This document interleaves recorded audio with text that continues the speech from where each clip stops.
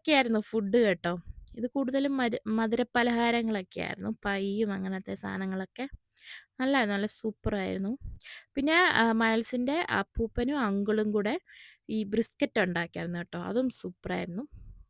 പിന്നെ ഇത് അമ്മൂമ്മയുടെ സ്പെഷ്യല് ചിക്കൻ നൂഡിൽസോ സൂപ്പ് അത്.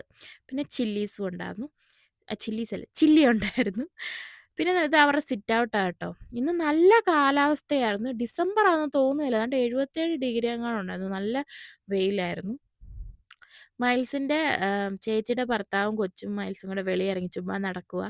അപ്പൊ ഇവളും നോക്കുവായിരുന്നു.